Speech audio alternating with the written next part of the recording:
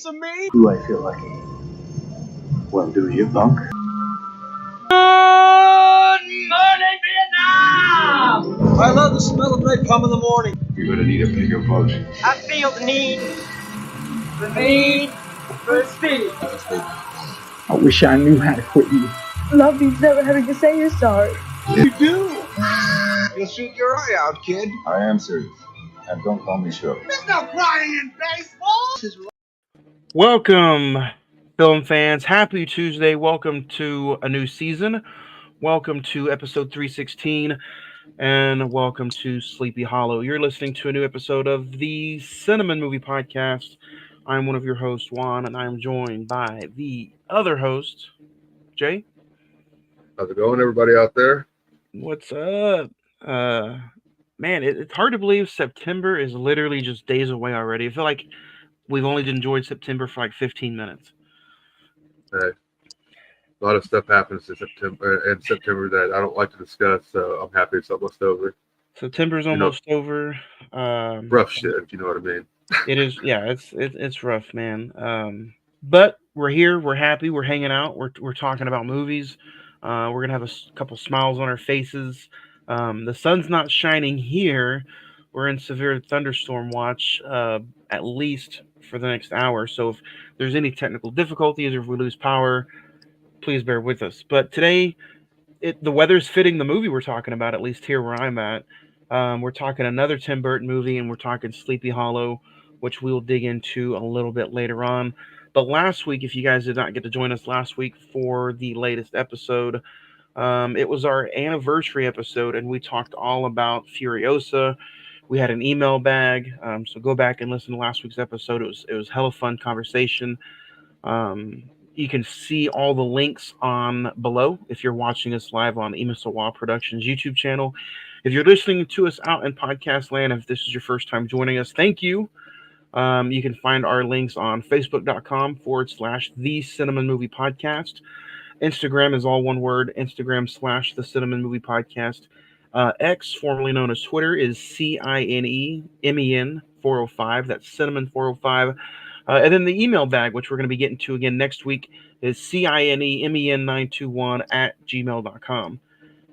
We'll bring out the email bag when we kick off October's episode. So other than that, yeah, dig into those episodes. You can go back and listen to the archives. You can literally listen to us wherever you listen to podcasts at, whether it be Anchor, Podbean, Spotify, iHeartRadio, Pandora, Amazon Music, TuneIn, Stitcher. It's all there. So, Jay, did you check anything out recently that you would like to recommend or get off your chest? I have. I watched the first episode of The Penguin on Max Sunday night. Excellent show so far. I'm halfway in. I'm 30 minutes into it. The chick that plays Sophia Falcone is fucking amazing. She played the mother on How I Met Your Mother. She was sweet and just dainty and just real sweet in that. She's fucking vicious so far in this.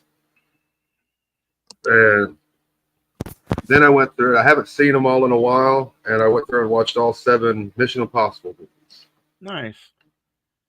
Went through on a Tom Cruise binge. So I enjoy the Mission Impossibles. They're all different. After the third one, I tend to forget what happens in them because, it's like, okay. But they're all real cool. They're all real good story-wise and everything. Yeah, Just waiting for them to release Dead Reckoning Part 2. I thought it was supposed to be soon, but I guess not. The writer's strike, man, caused it to. I think it was delayed a whole nother year. So yeah, I actually went on one of those binges, like, I think literally the month that Dead Reckoning Part 1 came out. And yeah, man, those movies are always fun. It's always fun to see what he does as far as stunt wise, and it's like that guy has no limits. Oh no, yeah, just some of the stunt with him being attached to the outside of a plane. It's like, come on now, what other actor is like, all right, tap into the plane, we'll fly up a few thousand feet, and I'll just hang on. Yep. Okay. You saw his little stunt that he did at the Olympics, didn't you? Yeah. Man, he did like a Shawn Michaels little entrance, and I thought that was pretty cool. been kind of a slow week for me. I have a few that I can just throw off unless you have any more you want to talk about. No, just the mission. I'm getting ready to start the X-Men movies again, so Nice. That'll be I don't know which fun. ones I'm going to start with. I don't know if I'm going to go with the Singer, start with Singer first, or First Class, or what. I haven't decided where I'm going to start yet.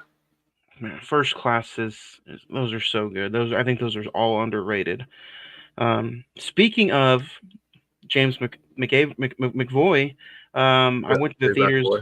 and checked out Speak No Evil, and man, if you get a chance to see it, I mean, it's a different kind of horror movie. It's more psychological thriller. It's got some thought behind it. I enjoyed it a lot. There was a few there was a few times where I thought it dragged just a little bit, but other than that, he showed it in Split, man. He's phenomenal when it comes to turning it off and on from calm to crazy. So Speak No Evil was good. Um, I finally did I've heard watch nothing but good about that one. I did finally watch and check out Kingdom of the Planet of the Apes. Um, I thought it was good. I don't think it was on any of the levels as the first three, but I do think it No, was a really good watch.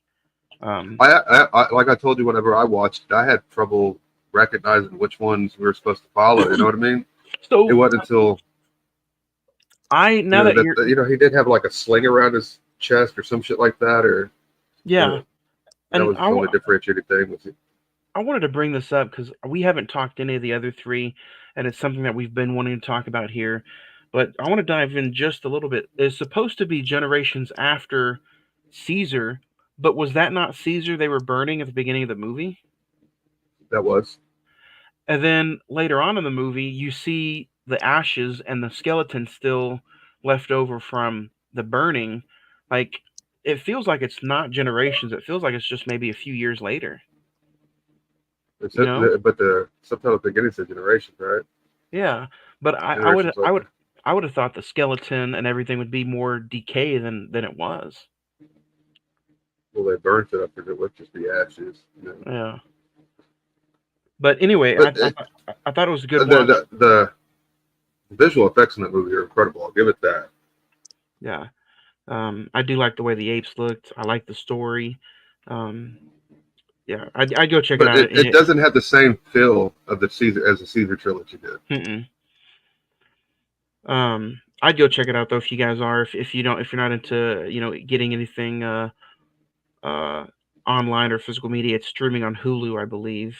Um, I also checked out Sleepy Hollow for today's episode, and then House of the Dead, which was an episode of Friday the Yeah. 14th podcast last week. Yeah, it was terrible. I gave it a 0.1. Isn't that the movie that ends with like video game footage during the fight scene or some shit? Is that the one? Yeah. Okay, see, it's been a long time since I've seen it, but yeah, that movie is based on a video game. Yep. It was a prequel to a video game. But yeah, it was pretty god awful. If I had to recommend anything, Sleepy Hollow is on Paramount Plus, and Kingdom of the Planet of the Apes is on Hulu. So go check it out. If you guys out there listening or watching have anything you want to recommend to us, please push it our way. I didn't post it, but I also checked out a documentary on Netflix about Steve McNair and the murder documentary. It's only like an hour and 15 minutes. It's on Netflix about a former NFL quarterback. Oh, I did see another movie that I forgot to say. And I'll say it in a minute when you're done. Oh no, I was just gonna ask you. I wish I could stay up late and watch it when it comes out tonight. But dude, the Vince McMahon docu series on Netflix comes out tomorrow, and I can't wait to dig into that. How long is it? Like a couple hours? I don't know. It says docu series, so I don't know how many parts it is. But I've read some early reviews, and supposedly WWE trashes it, and they don't want anything to do with it because of how harsh it really is talking the truth about Vince McMahon. But like everybody that's not related to WWE says it's amazing, says it's in depth, it's detail, and it's phenomenal. So I honestly Unless they can't wait. take era by era Yeah, I as an mean, episode. I hope so. It says docu series, and usually when that happens on Netflix, it's pretty lengthy. Um, so I can't wait. I'm still trying to find out how long this thing is. So what else did you get to check out? I checked out Kevin Smith's new movie, the 4:30 movie. Not a bad little flick, pretty funny, but it's his shortest film to date. If you take off the credits and everything, the movie clocks in at 1 hour and 15 minutes. That's it. Oh dang. Where did you? I mean, is it in theaters yet or? It is, but you know how I watch my stuff, so. Yeah. It's pretty good quality out. Oh, damn good quality. From what I've seen, there's been nobody in the theater, so of course they're going to get a great copy. Okay, so going back to what I was talking about earlier, Ed, what's up, man? Hey, what's up, bud? The Vince McMahon docuseries is about an hour per episode, and there's 6 episodes, and it comes out tomorrow. So it's about a 6-hour documentary. Could take it by era. Yeah, so I can't wait. I'm gonna watch that thing as soon as it comes out, and I'm sure we'll talk about it next week on Recent Watches. Ed, what about you? Did you check anything out that you want to recommend to us? Right now I haven't, other than Sleepy Hollow. Just been working and a little bit of video games, but not too much else. Still watching Sabrina. We are almost to 4th season, final season for that matter. So there is that. Nice. Sorry, she got into a scuffle. So if you hear a cat in the background, she's in here to keep her away from the dogs because she can't keep from being an asshole. No, you're good. Well, we'll get some final thoughts on what you think about Sabrina next week. But other than that, guys, it's finally time to do another top 5. Today we are talking the top 5, our favorite top 5 Tim Burton movies.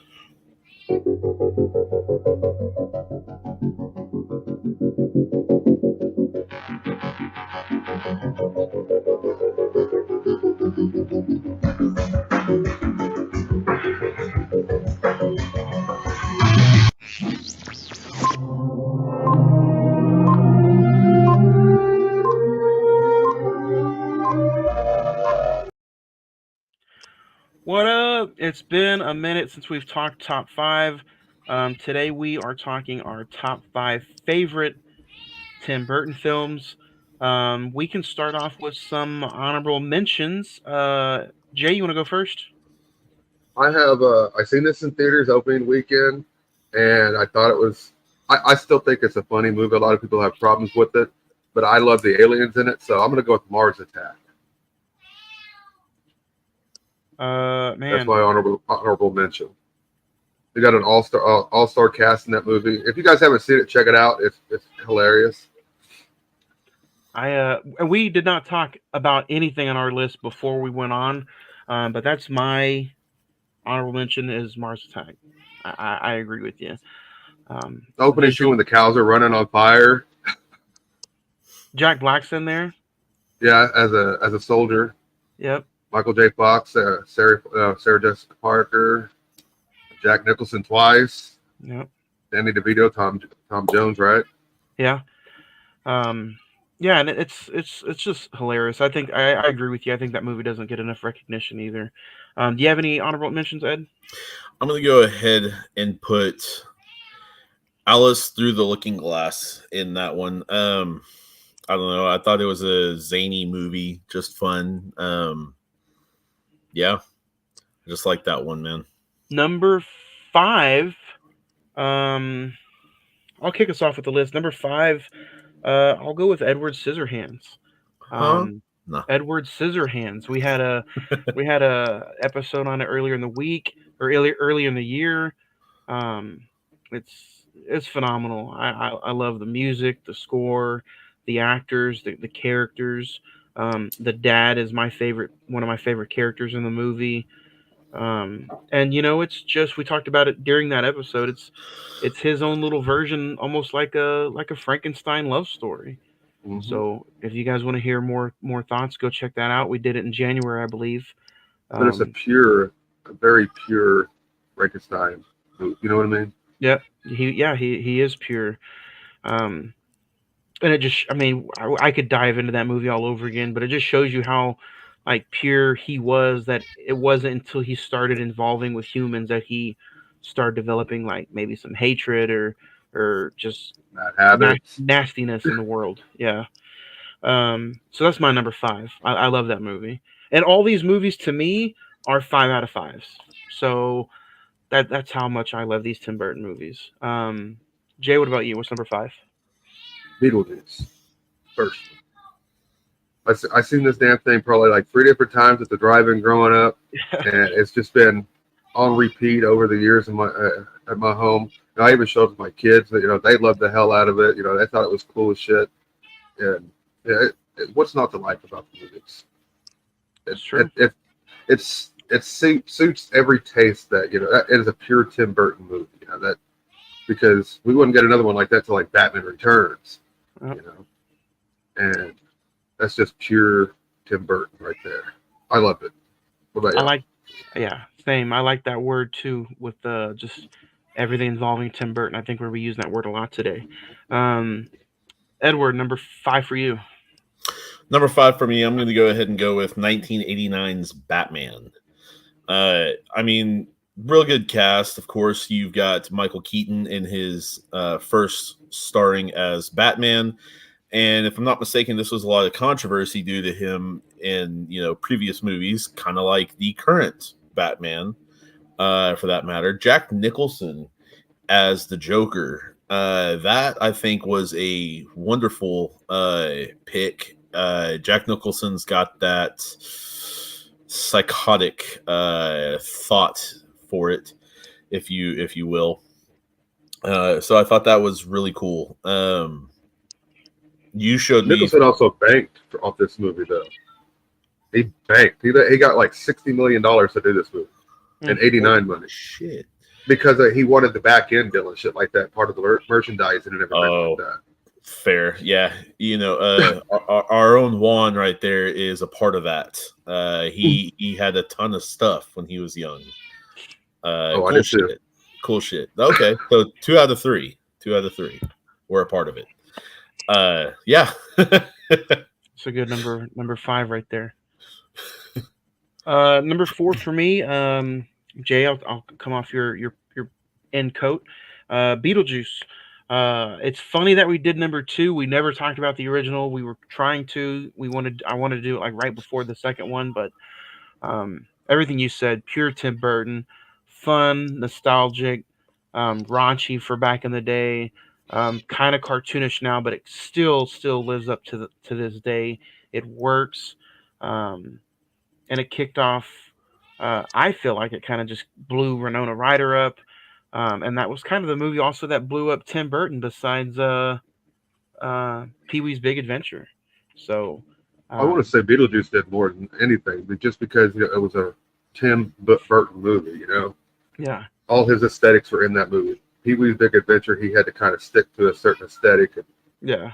But, I don't know. Yeah. It was a great movie. So yeah, that's my number 4. Jay, what about you? I have Batman Returns. I know a lot of people hate the movie. I think it's basically Tim Burton being given the reins to make a fucking Batman movie the way he wanted to.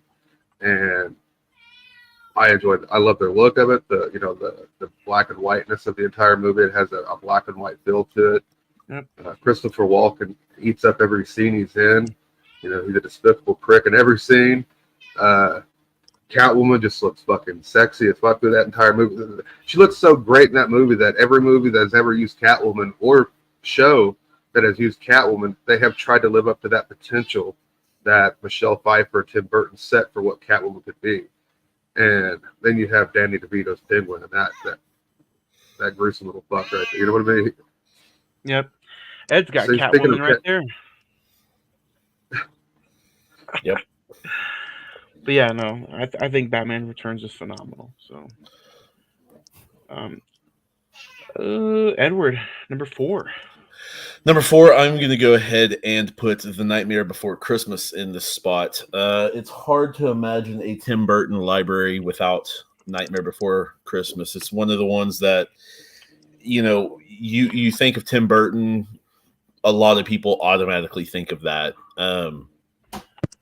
throughout the holidays. And I mean, that can be you know, during Halloween, it can be during Thanksgiving, it can be during Christmas, it can be during so many different things for different people and all that. It's a staple to a lot of people's you know, movie watching during the spooky season, as they call it, and during the late year holidays. So yeah, it's hard to imagine it without that. It's hard to believe that movie's been out 31 years as well. Yes, sir. Yes, sir. 1993. Yeah. Jeez. Yeah. Cool. I seen a trailer for Nightmare Before Christmas in 3D before another 3D movie, and I have to see it in 3D now. I really did. It looked like it was snowing in the theater. It just looked great. Interesting. Heck yeah. Number 3 for me, I won't spend too much time on it because we're talking about it today. Sleepy Hollow. Jay, number 3. All right, I got 89 Batman. I was a kid growing up with that movie. I loved that out of the Adam West version, and just seeing this take changed my mind of what movies could be, and it made me a movie goer after that, because that's the first film I can remember giving me an anticipate. I have to fucking see this thing. I'm not the only one in the summer of '89 that needed to see it, but I had to see it, and I was only 7 years old when it came out. So, and I remember it vividly. So. I'm really excited to see what your top 2 are, because I really thought that was going to be 1 or 2. So I can't wait. Edward, number 3? Number 3 for me, I am going to go ahead and put in Charlie and the Chocolate Factory. I might get a bit of shit for this, but personally, I enjoyed that version. I'm not saying Gene Wilder sucked. I'm not saying he was bad. He was wonderful. He had a lot of great things going. But this one, Pirates kind of made me a big Johnny Depp fan, and this one continued on. Whenever this came out, I was 14 years old, and I just thought it was awesome to see all this. It was the same stuff, just slightly reimagined. Different kind of a grim backstory for Willie, for that matter, and why he didn't go and eat all these sweets and stuff like that, but at the same time it showed his passion for the sweets and all that stuff. It even made him a little weird, that he'd at least try any and everything once, literally. So I thought we're not going to see that version where he tries everything literally. We're not going to see that version. I mean, when he goes out and he goes into I forget what land it was, to go get the Oompa Loompas, and he strikes the flying bug with a machete, and then he just looks at it for a second, looks at the viscosity off of it coming down off of the blade, and he licks it. It's like, ew, like the fuck. You don't know if this thing has parasites or what, but you gonna see what it might do for that candy. Good on you. We'll get into the top 2. Number 2 for me, Jade, you talked about already, Batman Returns. It's almost hard to top the original, but I think he tried to, and I'm not saying it's better than the original, but it's so good, man. I love it. The Christmas setting, you talked about it, the score, the Penguin, Christopher Walken, Michelle Pfeiffer. It's fun. Go HBO, go on Max, go check it out. We talked about it way back when, but I think those are the only 2 movies that I think I could probably say let's do a part 2 conversation on when it comes to Batman. So we'll probably discuss them together in one episode. Yeah. Brian Sanchez, what's up, everybody from Albuquerque, New Mexico? I'm a fan of sci-fi horror movies and heavy metal music. There we go. Hey, sci-fi horror, we love it here. So love it for a lot. Can't talk. I'm twisted. We love Sleepy Hollow too, as well. Brian, I just went to Rocklahoma a couple weeks ago and seen a lot of rock bands. Had a lot of fun. So there you go. So yeah, number 2 for me, Batman Returns. Jay, number 2? Edward Scissorhands.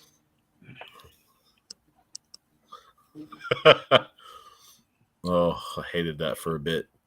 That's a good one. Hey. Did you get to see that in the theater? I didn't. Okay, I have a story about seeing that. We went. I was taken to the drive-in to see it. It was the last movie showing, so it started playing around midnight and everything. And Home Alone 1 was right before it. And what a lineup! And so I'm watching. I get to the part where the guys get beat up and shit like that for breaking into the house, and I doze off. So I look there. I'm watching credits go by. I was like, "Fuck yeah!" It's Edward Scissorhands time. And I hear this knock on our vehicle, and it's the fucking worker telling us it's time to go. I'm like, "What do you mean it's time to go?" I slept through the entire fucking movie. Dude. I was mad. The credits I was seeing was for Edward Scissorhands. Oh no! So I was pretty pissed. But I finally seen it on VHS when it came out, and it was hard to get a hold of because when it came out, even Blockbuster had trouble keeping the fucking tape in because everybody wanted to rent it. Man. And so it was one of those things that either had to call, they wouldn't hold it for you, so you had to just be there at the right time to get a copy of it. So, and so yeah, my fond memories would. I know that has nothing to do with the movie. No, you're good. Just what a time to be alive. You got to go to the drive-in and Home Alone and Edward Scissorhands playing. And go to Blockbuster and yeah. Well, we got to go to Blockbuster, but man. Edward, number 2 for you. Number 2 for me, I am going to go with 2012's Dark Shadows. I thought it was a very cool thing. Didn't know anything about this movie until this came out, and then lo and behold, start kind of looking it up. And this thing has a predecessor, a black and white predecessor for that matter. Barnabas Collins is not just a new thing. Kind of the same thing, and I know I might get a little hate, but a lot of this list does include Johnny Depp. I don't know, man. It's like a fine wine mixed with your favorite meal and all that good stuff, and that's kind of how, to me, Tim Burton and Johnny Depp go, man. Yeah, it is what it is. Tim Burton and Johnny Depp just had a relationship where they, everything that they did together, what they've done, like 6-7 films together. Yeah, like that. And I mean, don't get me wrong, you can't ever forget Helena Bonham Carter in most of those too. She was in the Demon Street of Sweeney Todd. I actually like that one. I thought that was a good. Seriously, Sweeney Todd was pretty badass. It was brutal. Yep. Planet of the Apes. She was in that. Yeah, she was. She's in Harry Potter. I love her in Harry Potter. Several.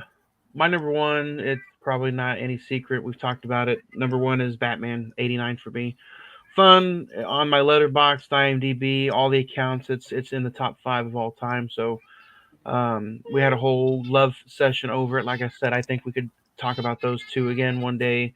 But that's number 1 for me. So, Jay, number 1. This one, I've only seen it a couple times because it fucking crushes me when I watch it. Absolutely gorgeous, gorgeous movie. Again, Tim Burton never fails with his cast. Stellar cast. And this one, if you've lost somebody, will really fuck with you. Big Fish. Mm-hmm. Yep. And dude, I every time I watch it, I fucking cry during that movie. I can't. That's why I can't do it too often, because it's just one of those movies that just hits you right in the fucking guts every time you watch it, because losing a father or anybody for that reason, matter. And they try to tell you stories. I'm a big storyteller myself. To my kids, this is what I used to do growing up, and they're just like, whatever, Dad, you didn't do that. Some of that, it's just like, oh, if you only fucking knew. If you only knew. Your daddy was no angel. Your mama, maybe. Your dad, no. So it makes the whole point of that is that he's been told all these tales all of his life, and then when he finally sees the people at the end at the dad's funeral, it's like, oh fuck, he was being truthful about everything, And it was just a rough movie to get through, but it's cool, absolutely gorgeous. It is a good movie. Ed, number 1 for you.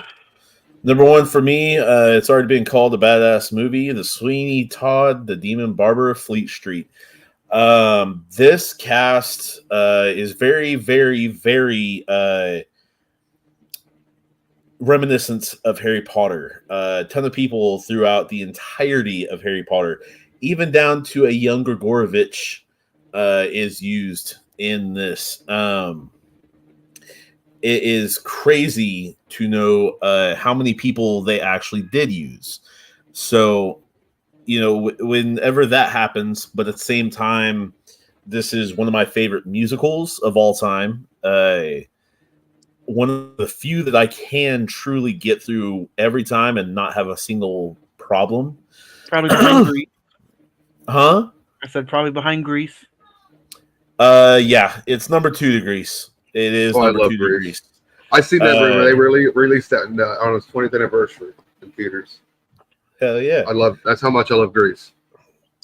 I have a few sentimental reasons. No, you're good. A few sentimental reasons for that one, but anyways, you go back on this, and I mean it's just a plot of a serial killer. I mean, honestly, it's just a plot of a serial killer trying to make it into London, and I mean, eventually finds potential daughter and kind of helps protect her and all that, Joanna. So yeah, Sweeney Todd is definitely one of the coolest films ever. Even has such people as Sacha Baron Cohen going at it with him in a shaving duel. So that film to me is a straight up 5 out of 5. It's one of my favorites. Yeah, it marks several boxes. And Alan Rickman in there? Yeah. He plays the main villain, doesn't he? Yes, he's the judge. I mean, you've got, Alan Rickman, Sacha Baron Cohen, Jamie Campbell Bower is the one who you actually will remember him, who from Stranger Things now, the most recent famous thing he's on, but he was young Gregorovich for one of the Harry Potter movies. There's a ton of them. The dude who plays Pettigrew is in there. Dumbledore is in there. Timothy Spall, Michael Gambon. Yep. Which we're about to talk about them today. So at least Michael Gambon. Yeah, it's crazy on that. So yeah.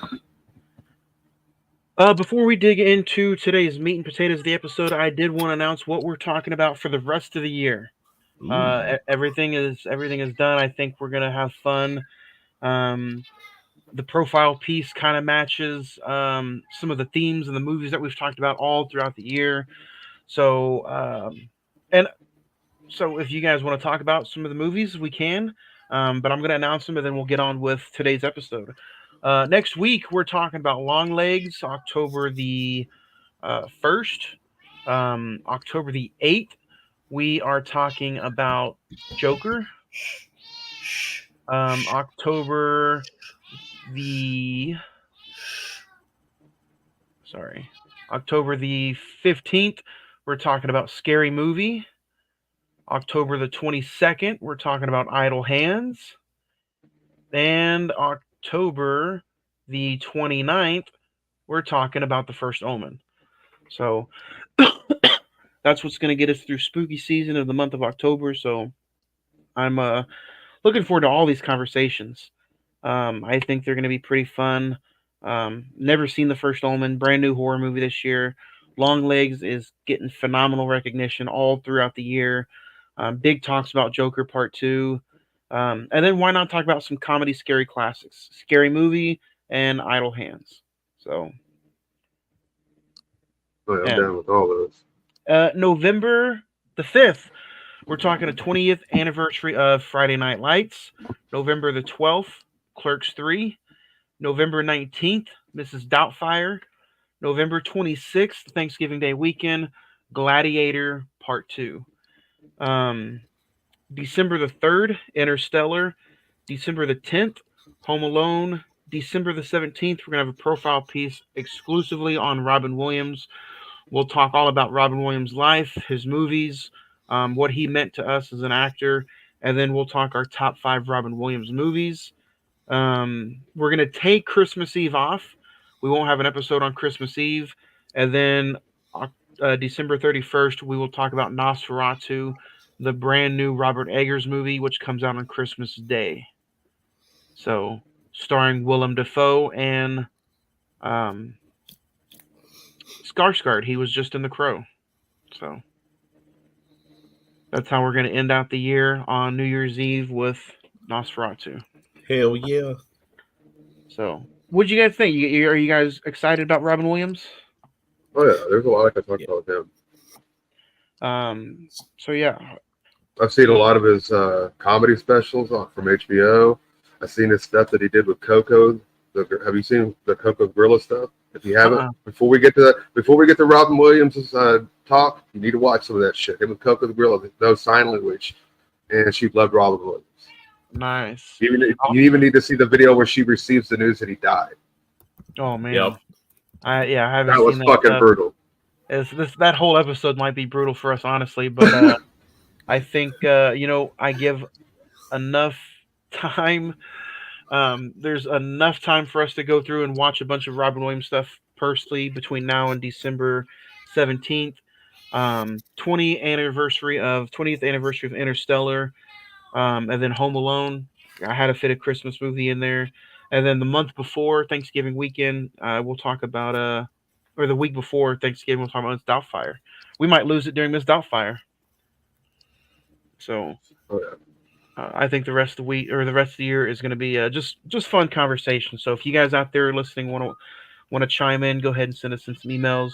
But let's talk about what we're getting into today. Today we're talking about Sleepy Hollow, released November 19th, 1999. IMDb currently has it at a 7.3. Rotten Tomatoes is 70%. The Metascore is 65%. The Letterboxd has it at a 3.5. With a $70 million budget, it grossed a little over $207 million at the box office.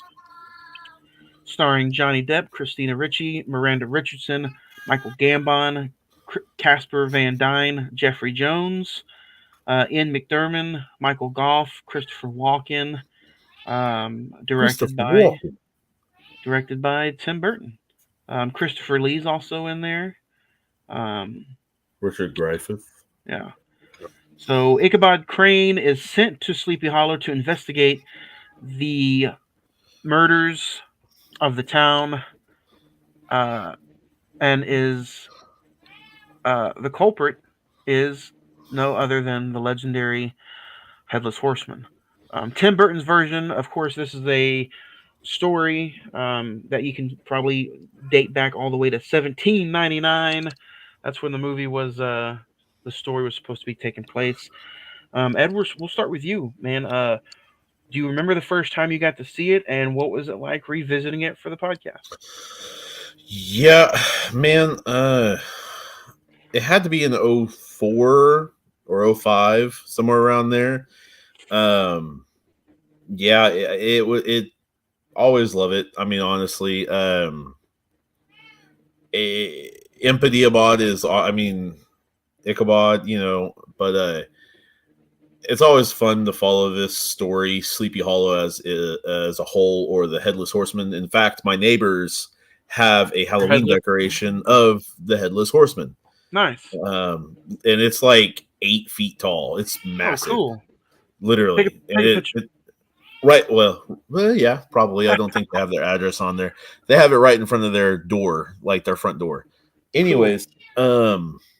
Revisiting it was cool. It definitely was nice. Kind of sucks that storms were rolling through, so the internet's been kind of unreliable in the past couple hours for me. But yeah, it's always nice to revisit this. In fact, once me and you revisited this and didn't even know it, but around the same time. Yeah. 6 years into it, I'm still surprised it's taken us this long to talk about it. I saw this movie the first time probably on the VHS in 2000, 2001. And then this is just one of those movies where I've always had at least a VHS, DVD, Blu-ray, and now 4K copy of it.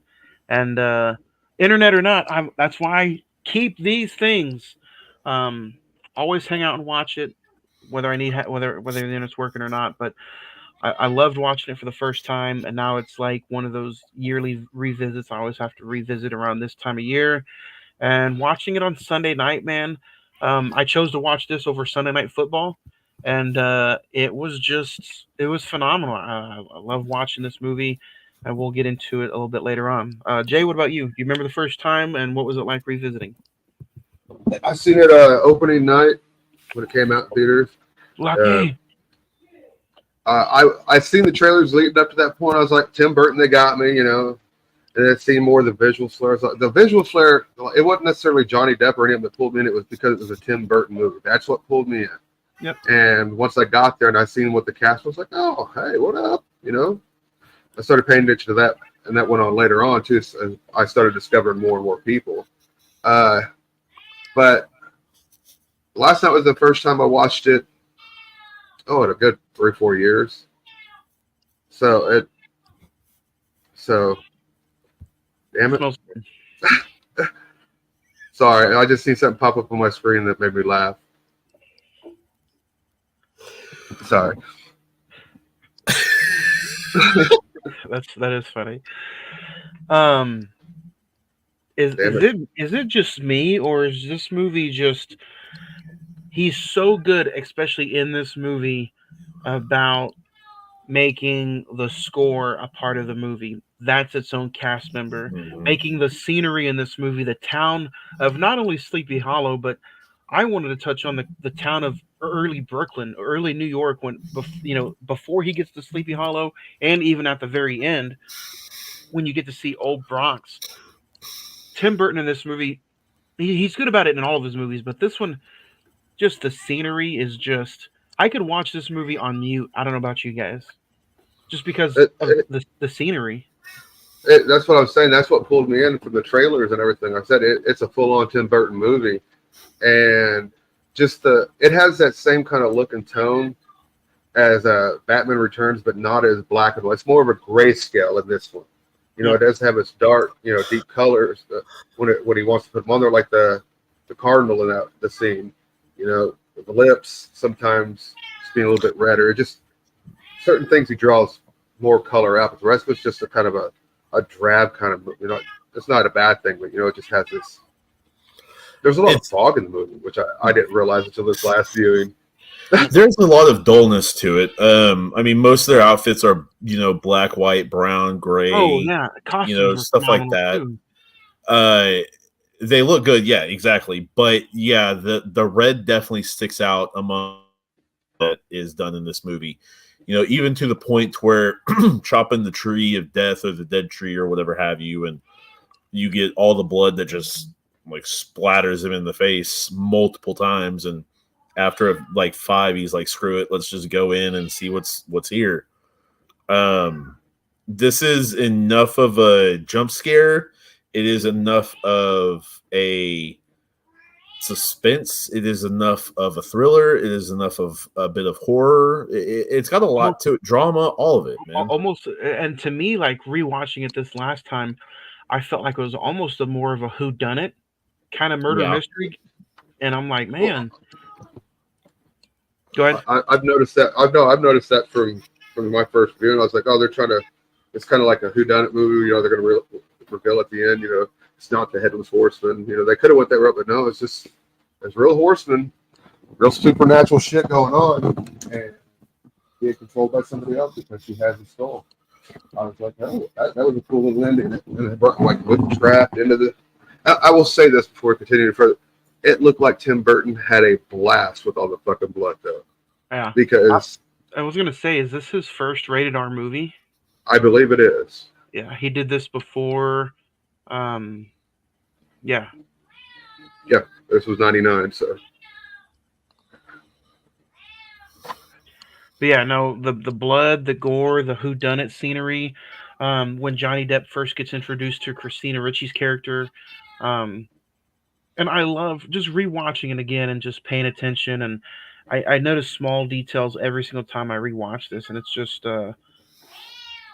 it's good. almost. I noticed this She time is around, gorgeous in this movie, though. Christina Ricci. Oh yeah, You know who I found was just like all inspiring, pretty in this movie. Besides her, was the actress who played the mom. Was it? Stepmom. Yeah, the stepmom. Or was it that Lady was her stepmom. Crane? Oh, are you talking about Johnny Depp's mom in the movie? Yeah. That's Lisa Marie. She was dating. If you notice pattern, since we talk about Burton a lot, anytime he's dating someone, he puts him in his movies. He met her on Mars Attacks, and so she was in this. She was in Sleepy Hollow following Mars Attacks because they were But yeah, dating. I just thought But she she's was gorgeous like, as hell too in real life. yeah, I thought she was gorgeous in this movie. Um, She yeah, actually in Mars Attacks. Remember the hot alien that they bring to the White House and everything? yep, that was That's her. her. Okay. But yeah, when Johnny Depp gets introduced to Katrina, um, I didn't realize how much I hated um, the brother in this movie, played by Casper Van Dien. Van Dien. Yeah. Yeah, but he's I remember him from Stormtroopers, which is a movie that I want to talk about. Let's talk about also how cruel and dark some of the death scenes were. Again, excuse me. Let's bring it back that this is uh, Tim Burton's first rated R movie, and he like I think it was you, Jay. You said he just had fun, and you could tell he had fun with like the deaths and the blood. Oh yeah. For being about a headless horseman that takes people's heads, it doesn't shy away from those heads getting taken off, does it? Nope. You know, it's because you got to sit there come up with what way can we cut off people's head and it still be creative after the fifth or sixth time, and they found a way. And you kind of get like the first death, isn't it the Martin big Landau. Well, the first death in the movie is the driver. You don't right? see that. You're right. No, I'm yeah. I think you're right. You're talking Martin Landau. Yeah, at the very beginning, there he's running through that cornfield and he stops because he gets spooked by that scarecrow and he turns around. There he is, right in front of me, just blood everywhere. And then you have Richard Griffith's death. The maggot. What's it? How do you pronounce his name in the movie? Magistrate. I can't remember what his name was. That's the uncle from Harry Potter to me. Yeah, exactly. His death I thought was pretty gruesome because he's sitting there holding the cross and he's thinking that he's protected from the horsemen, and nope. Oh, see, that's what I like about all the kills though is that whenever he hits you with those blades, man, like it's like holy shit, there's a lot of force and stuff coming through that. You know, it really feels impactful. It's no, pussy ass, swing or anything. It's like baseball, just lock. And one of the more creative ones in the entire movie is whenever he sat there and broke that fence off the church because he couldn't get in because of the sill around the church, and he fucking creates that spear and just fucking hurls it through the window and then yanks his ass out. He's like, your head's out the fucking sill out, and he cuts. Oh, I'm like, yep, there we go. Yeah, that was pretty cool. That was when he killed the dad, Michael Gambon. Man, He'll always be Dumbledore to me, though. Yep, I was gonna say we're gonna go through and like Ian McDermott always gonna be Palpatine. Michael Goff is always gonna be Alfred. Like this cast, man, insanely good. When this movie came out, though, the first Harry Potter book I think had just came out. Oh yeah, we were still 2 years away from the movie. Mm-hmm. Yep. What'd you think? And I enjoyed the flashbacks too of young Johnny Depp, young Ichabod Crane with his mom, and then just paying a little bit more attention to the flashbacks. It's like his dad murdered his mom because he thought she was a witch, right? She was like practicing witchcraft. I've always assumed anytime I viewed it that she was a witch. That she was the witch. Because, I mean, there is that. Because of the symbols she's drawn and shit like that. because when she's drawing the symbols on the ground, because that's one thing that like fucks with him whenever he sees Christina Ricci's character doing it later on. It's like, holy shit, my mom used to do that. You're a witch. Yeah. Holy shit, my mom's a witch. Yeah, so the flashbacks I thought were real good. I like the contrast of that because the entire time during the flashback it's completely dark. There's only 2 times that there's any light, and whenever the dad goes through the church or whatever that is, because I've always symbolized it to be a church, the purity of church and everything like that. And then there's that long room at the end of the carpet, and that's where he finds his mom with that medieval torture device. Yep. And that's don't get me wrong, I love blood, but it just seemed like it looked too CGI'd in that scene. That's the only problem I have with any of the effects in this movie was that scene. I even like the scene where the brother that they tease that he's the headless horseman, and they're trying to spook Ichabod Crane, and they throw the flaming pumpkin at him, and then Ichabod just passes out and he wakes up in a bed. I always thought that was an enjoyable scene, especially when he comes from Brooklyn or from New York and he puts on like the special goggles, and he's like automatically trying to disprove that it is like a jinx or that it is like hocus pocus. He's like, it's a man-made murder. It's no ghosts, no ghouls. I did like how like automatically he was like each time the blade is swung, the wound is like cauterized already. Yep. Because it was swung with that much force. That's what I'm saying. It's like a lightsaber with that shit. One of the Go ahead.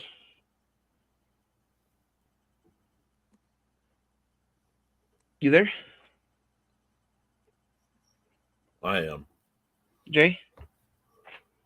You there? Yeah, go ahead. Yeah. That he pushes somebody in front of him. I don't know if you noticed that in this watch through, but anytime, like the little kid when they're going, they meet the witch, he pushes a little fucking kid ahead of him. And even at the end of it, whenever the headless horseman finally gets the chick, he stands behind Christina Ricci's character like she's gonna protect him. Like he does that the entire fucking movie. He stands behind people like they're supposed to. So I just found that little bit to be funny. And I mean that's another thing. Like I'm glad you brought that little detail up, because I think in some of the old stories, even like the little kid books, like Ichabod Crane was always, the scaredy cat, like him getting up on the chair when in the spider scene where he sees the spider. Mm-hmm.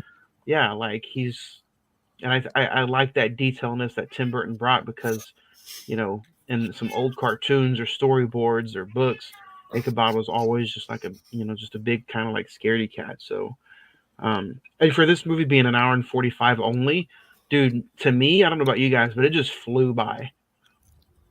Mm-hmm. Yeah, it was pretty quick for me as well. Yeah, I had so much fun with it. Because they don't start the opening credits until like 16 minutes into the movie. Yep. With Ichabod Crane being, how he is, it makes sense just because of the detective work that he does. If you understood a little bit more about things than others, you'd be a bit more phobic on some things, a little bit more detail oriented and on some things. But yeah. Well, the way he was speaking though at the time, this movie's set, he's basically speaking gibberish to a lot of them people because it is the dawning of the forensic age where the forensic science was making its way into police work. And so I thought that was an interesting aspect of also bringing something that's new into the fold into a horror flick. Like you said, it's him trying to prove that a human being done it.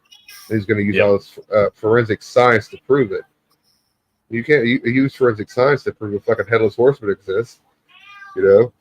Yeah. I know we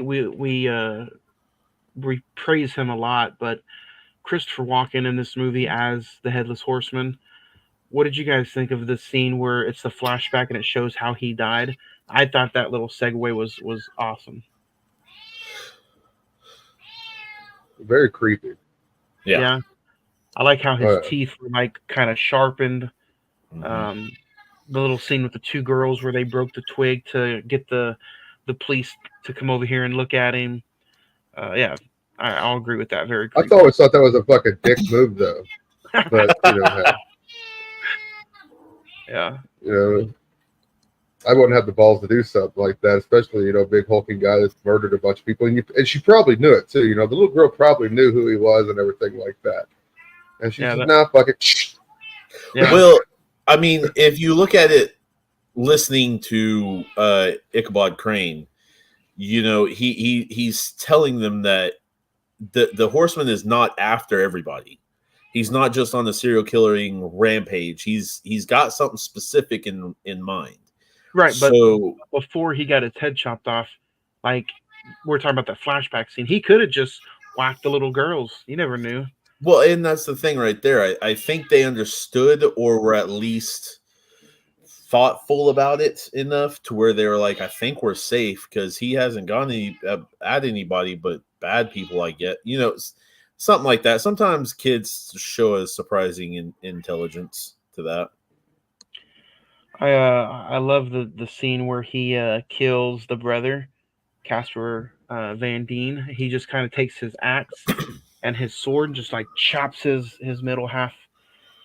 It's just brutal, man. It's a bit gory. It is. If you notice, it's one of the only deaths in the movie as far as like his kills that he doesn't take the hit. Because he wasn't sent to kill him, right? Exactly. Yeah. He just killed him because he was trying to get in the way. Exactly. There was no head. No head game in that one. No head game. What was kind of brutal, and I think he took the head of the little boy. But what about the scene where the little boy was underneath the house and he saw his mom and dad die? The person who sent him there, he was sent there to kill all three, correct? Apparently, that's so. always what I would say.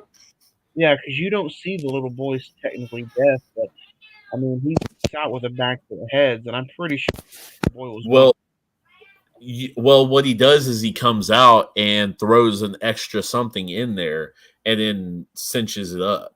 Yeah. So you don't know what it is, but it is smaller, and we know what he collects. So I always thought that go ahead. Based on the rules of the engagement that we know, that he doesn't go after anybody unless they're sent after him, and if not, he leaves them alone. And him going after that little boy confirms that, in my mind, yes, that the hit was put on the kid too.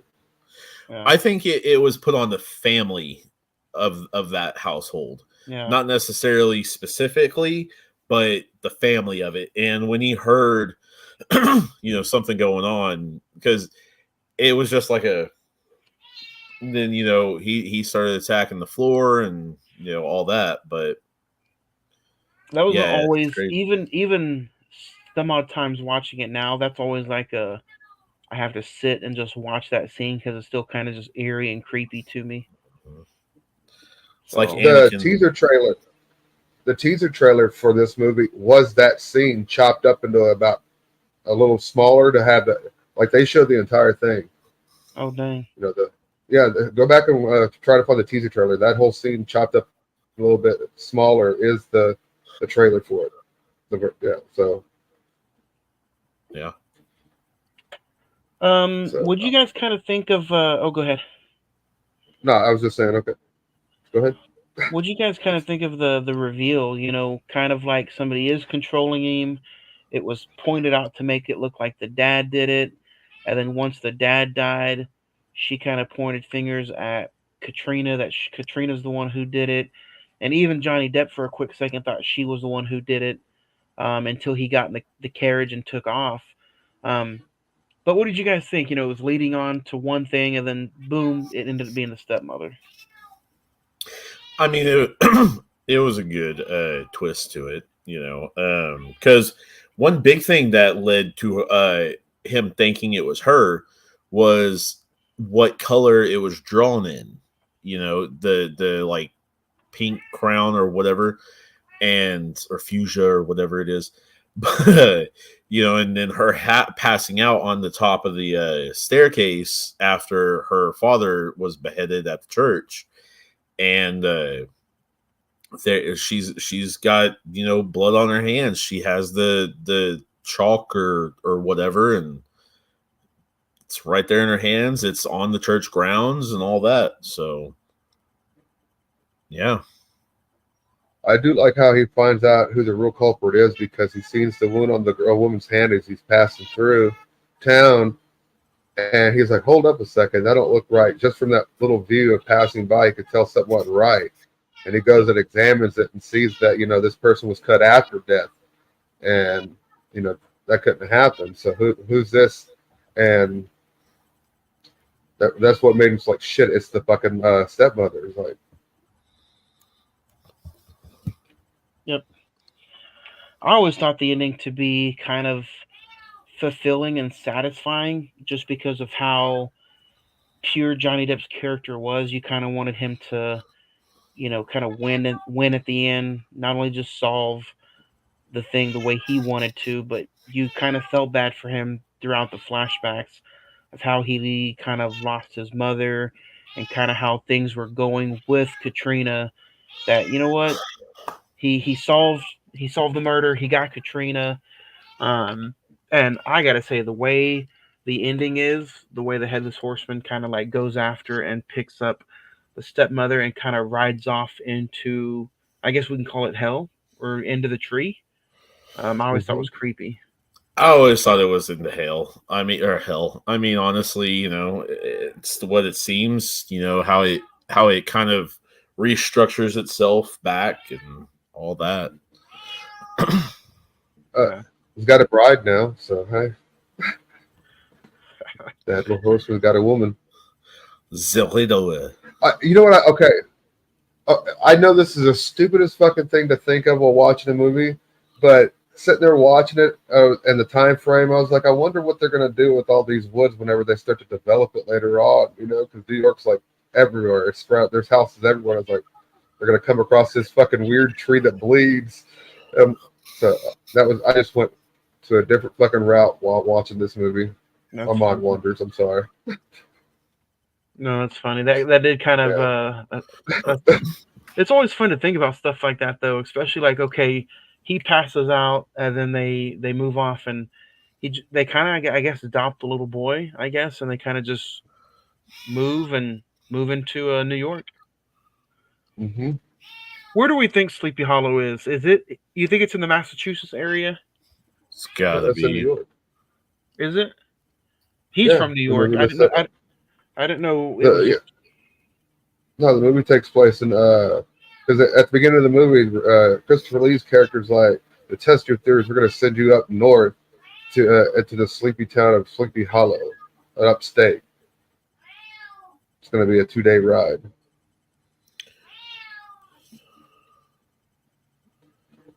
Yeah, it's just to the east of New City. P School. Yeah, it's just a bit north of New Rochelle in the Bronx and all that. The Bronx.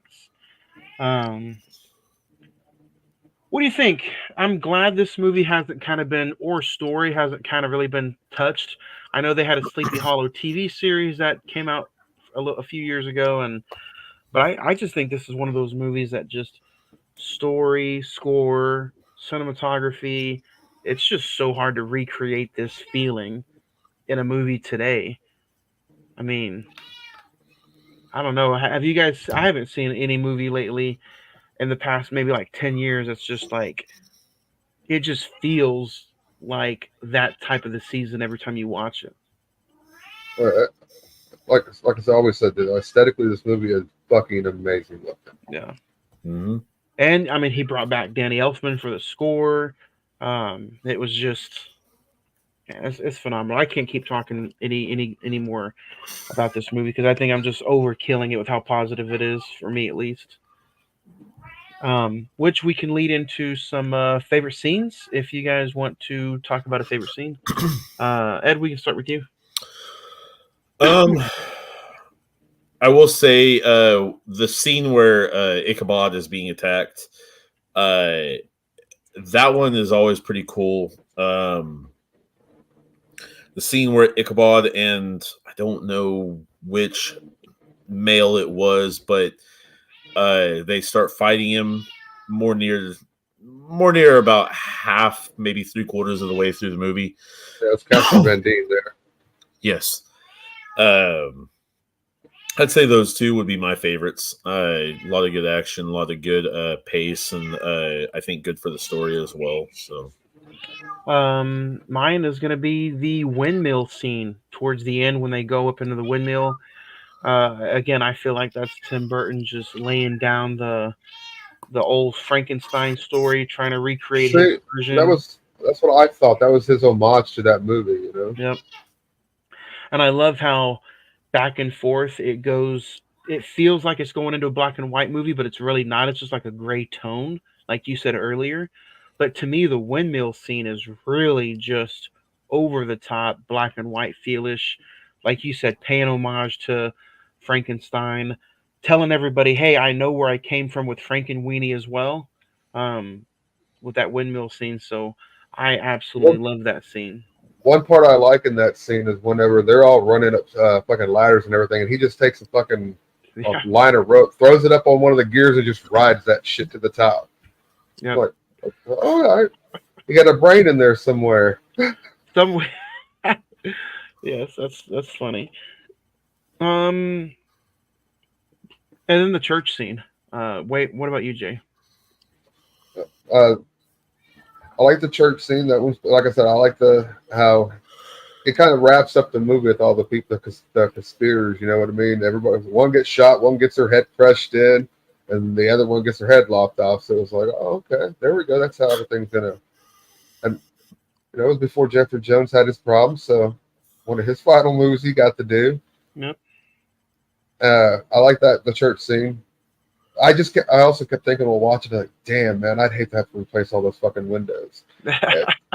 My brain went places this fucking movie that I shouldn't have probably went to, but good. You were thinking about a Home Depot run. Well, if I'm watching a good movie, I shouldn't be thinking about a Home Depot run, right? Fucking fixing windows. That's good stuff. Plot developments, shit. There you go. But no, I was building onto the story afterwards when I started, developing Sleepy Hollow. But I like the carriage ride out to Sleepy Hollow when you get that first introduction to Sleepy Hollow. So, yeah. I was a little disappointed. We talked the rest of the movie enough, so those are a couple of my scenes that I like. I was a little disappointed in the brand new special features with a anniversary 4K copy. There's no new special features, just Blu-ray special features from when it came out like 10 years ago. Sleepy Hollow Behind the Legend, and then Reflections on Sleepy Hollow. So, does it have the HBO making of on it? No. That's why I got a lot of information from it. I watched it back in the day on HBO because they want on the making of stuff. They wanted to show how they were able to pull off the Headless Horseman and everything like that. So that's interesting to find just because of how they talk. That's their main goal, is to get over the fact of how they use the Headless Horseman in that movie. Star rating. I'll go first. You guys probably already kind of gave away my spoiler when we talked about the top 5. I said they were all 5 stars for me. This movie, 5 stars. Love it. It flew by. That's one of the grades that I give a movie, that if I can just rewatch it and have a hell of a good time with it and it doesn't drag, top notch everything, cast, crew, cinematography, feeling, score, 5 stars. Ed? I'll go ahead and give it a 5. I mean, I can't agree more. This is just one of those films that is almost a feel-good film. It might not necessarily be the heartwarming tale that everybody thinks about, but it's definitely a great film. Jay?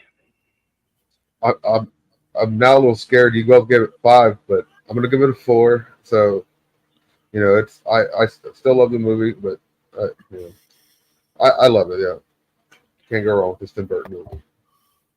And it's that time of year, man. It's that time of the year that something like this should get those feels up. We're in some cooler weather, fall, football, Halloween, candy, Headless Horseman. So it's always that kind of a feel good movie to watch this time of year. Again, if you guys want to check it out, go check it out on MGM Plus. I believe that's where it's at, or Paramount Plus. Or you know what? It's that time of year. I think you can find maybe not this version at Walmart, but they have the Blu-ray version at Walmart for like $5-10. Go check it out, man. Hashtag save physical media. Next week we really dive into some creepiness. Next week we're checking out Nicolas Cage, and we're watching Longlegs. If you're interested, I believe it's available on Amazon Prime to rent. It hits physical media today, actually. It came out today, September 24th. So go check it out, and we will review it next week. Next Tuesday, the 1st of October, 7 p.m., Longlegs. Next Tuesday. So should be fun. Spooky season in full effect. Sports Talk was last night, if you want to go back and listen to me and Craig. This Wednesday coming up on Friday the 14th, actually this Thursday, we switched days. The Deliverance from Netflix is what we're going to be talking about. Go check that out. That's on Netflix. That's what we're going to be reviewing on Thursday over on Friday the 14th. Other than that, guys, anything else you guys want to add before we go on to the month of October? Nah, man, all good with me. Had a fun talk. Yep. All right, guys. Until then, have a safe week. Bunch of movies coming out this weekend. The McMahon documentary on Netflix, football this weekend. And don't forget, next Tuesday, Longlegs on October 1st in another new episode of the Cine-Men Movie Podcast. Have a good week.